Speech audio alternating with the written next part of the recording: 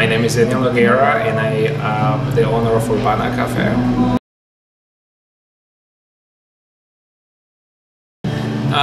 Well, when we opened, we were successful from day one, which I was not expecting. We thought that we were not going to make any money. In fact, it was a little project to see how it worked. But the first day we opened, we were successful. We went over our goal, which we wanted to make $250. In the course of one day, we ended up making $350, and we kept on growing little by little. At the market with the truck, it was fairly simple to do that because the overhead was so low.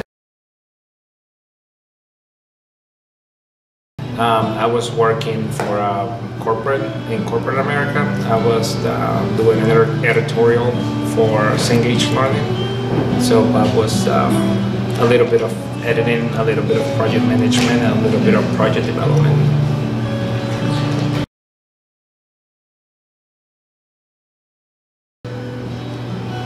It's one of those things that I was not completely happy with what I was doing, and I thought there have to be a better way to do things and find what is important to me. How do I want to do it? So my objective was not being an entrepreneur. My objective was to do something that I care more, that I love, and that I was not going to be bored at the end of the day. Something that I felt passionate about.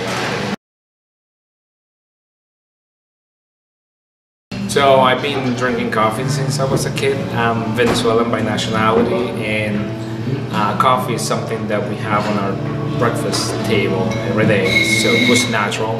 I always had it. I had an espresso machine when I was here in Cincinnati. When I moved to Cincinnati, not professionally, but I will work with it. Now I make drink for my friends. So it was an easy transition to use something that to me was fun. To me it was a way to engage to people and to sit down for a few hours and have a conversation. So it seemed like, okay, well, if we can make this into a business, that might be fun. But I had no prior training in coffee.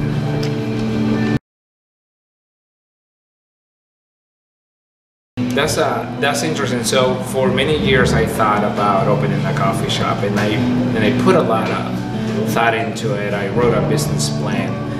I met with this guy who was gonna give me a little bit more information how to run a larger business and so forth. But at the end, it turned out to be that the return on investment on a coffee shop is not that great, especially because you have to, compete with the bigger boys. And having the truck or having the cart was a really nice little kind of beginning to it. Let's try it out with this, and if we're gonna do this, how can we do it in a way that is unique and people will stop and say, what's going on in here? So the story was easier to shift into how can we provide this experience rather than how can we open just this brick and mortar and just compete with the rest of them, and what is different, what is so different about us. There wasn't any in the very beginning, but now with the cart there was a different way how to pull coffee and how to be mobile instead of just being in one location and competing with everybody else.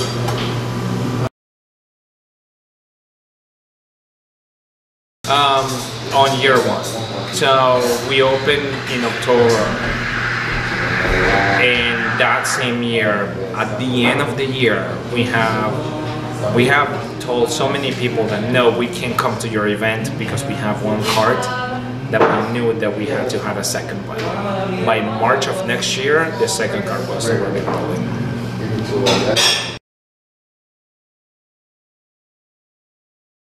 So what I learned in this industry, it is that 20% of your business is people that is willing to travel to your shop to have a meeting or to have a conversation, a date, and then 80% is supported by the neighborhood. So when I was looking for location, I was looking for a neighborhood that didn't have a coffee shop or was not serviced right. So Pendleton, it is a neighborhood that is right now in this transition, and it seemed like a perfect place to get a new brand, a new coffee shop, or a new style of making coffee in a brand new neighborhood. And I was looking into other neighborhoods, but there was nothing like Pendleton at this point. There was nothing like that was this empty, and we could do whatever we wanted to do, and we didn't have to adapt to anybody, but just like grow with the neighborhood.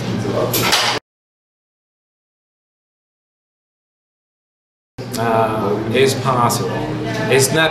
So part of the all in the business, it is that you have to be flexible, and when you forecast, it's almost, you know, it's almost taking a better guess. It's taking a guess that you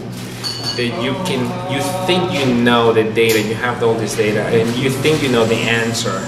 And it's not. I mean, there's a ton of externalities, and there are a ton of different opportunities that come to you when you're running your business that you can't predict for that. So ideally, yeah, we'll expand. I don't know if it will happen this year or next year, or maybe not at all. If we get to a position that we are fine and we can pay our employees well, and we all, you know, go to bed and feel satisfied about it, maybe we just have to stay this size.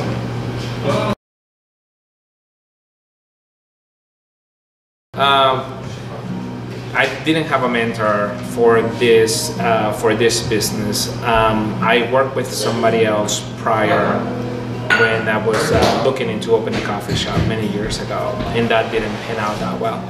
But no, I didn't have a mentor. I was, it was kind of freestyle. I worked in a bigger industry, on a bigger company, and I have acquired a number of skills that I was able to use. So it was easy to see and bounce ideas with some of my colleagues where I was working at, and also I have done many projects and build projects from the ground up. So putting things together and see what worked and what didn't work, and how do you study the market and things like that was something that I already acquired. But no, it was a lot of free flow, and also, you know, applying some of the skills that I already have from corporate America.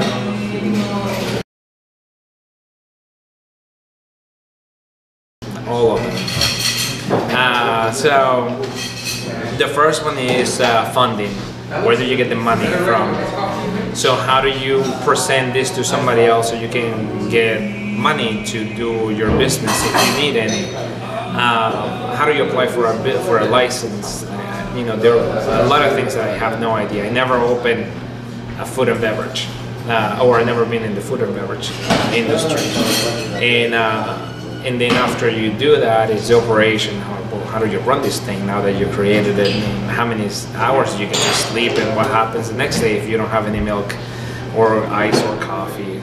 So yeah, I have all the problems that you can have, and then the experience comes out of that. You keep doing it, and the next weekend is a little bit better, and then the other one, oh man, we did it really good. But in the very first day, we were taking drink order in a piece of paper, and then we were, you know, doing the math in our heads, and at the end of the day, we think we sold that many cups of coffee, but we really didn't know. So in the beginning, we were just like, what are we doing? We don't have any experience.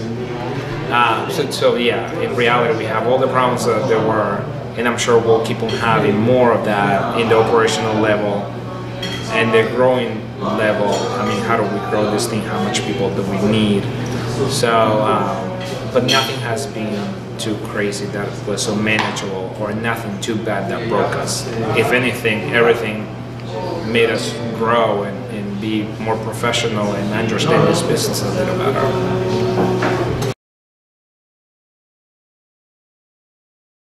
So when we opened up Finland Market, and this is with the truck, the idea was to make a Neapolitan coffee, which is a little bit different to what we see in the city. So there's an influence in the city that comes from the Seattle and Portland and all these places where, you take this coffee and you craft it very well. People will craft this coffee very well, but they use single origins and they roll with that, whether it's for an espresso or a cappuccino or a latte. The way that we did this was taking more of the Italian traditional way, especially southern Italy, where coffee is blended. And it is blended in a way that you reduce acidity and you have a shorter cup of coffee or a shorter espresso. And that was the way that we want to take it. And we, even with the machine that we use at Finley Market, were very different to the machines that any other coffee shop I have in Cincinnati. But so our blends are to mimic that Italian traditional espresso. I don't know if we're the only ones in the city doing so, but in this area downtown, I know we're the only ones that have that approach. No, I started solo, and I had tons of help from friends and family. But no, I acquired a partner 2 years in the business once we grew into roasting coffee as well, and then at that point we got a partner in.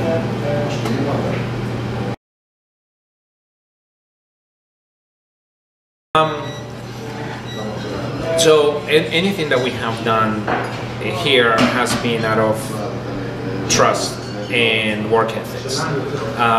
So all the people I hire has been people that I think they're the right fit, not because of the skills that they have, whether they're going to be a barista or they're going to be on the baking side, but more on the place that can I trust this person to be with us? Can this person make us grow? In the honesty level, you have to have it. So Joe Peter, he's my partner on the roasting side, and Joe and I have cultivated this friendship. He owns a coffee shop as well in Pleasant Ridge. So we cultivated this relationship, and little by little we got to the place that we thought we were comfortable in putting our resources together and make our brands grow. He has his own brand, which is the Coffee Exchange in Pleasant Ridge, and me with Urbana. But if we collaborate right down the middle, we both can grow. So that's how we got in, and so far it has been a great help.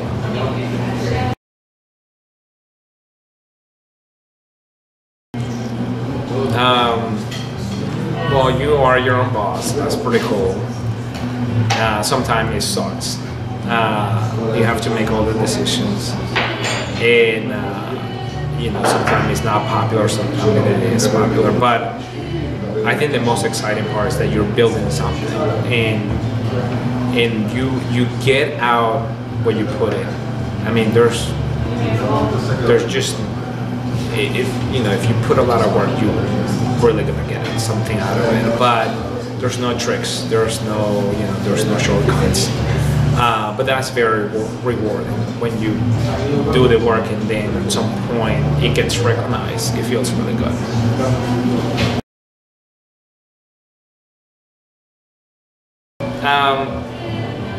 Well, part of it is I don't like to be on top of anybody who is working with me. I like us all to be able to push in the same direction. I'm not a micromanager.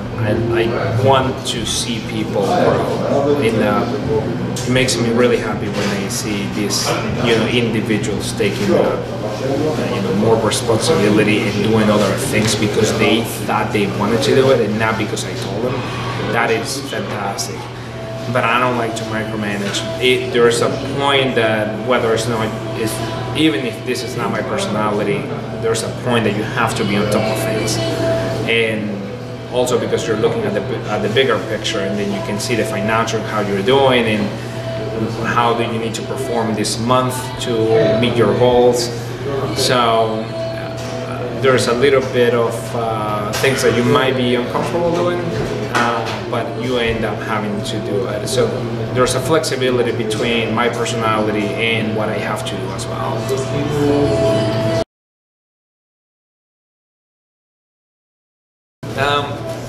Well, number one, you have to do something that you absolutely love. There's not the amount of time that one will spend on this business or any business. It is so large that you have to be completely sure that this is exactly what you want to be spending your time on. Number two is do the math. At the end of the day, you have to be able to either get a product and service that costs $1 and make it into $2. So your math have to be there. And 3, you gotta be thinking about also how do you enrich the life of the people that is around you. A lot of people will help you, a lot of people will support you, but at the end of the day, your stakeholders and your shareholders both have to be benefited by it. So your employees have to be able to grow with you, and the people that you're servicing, they have to grow with you.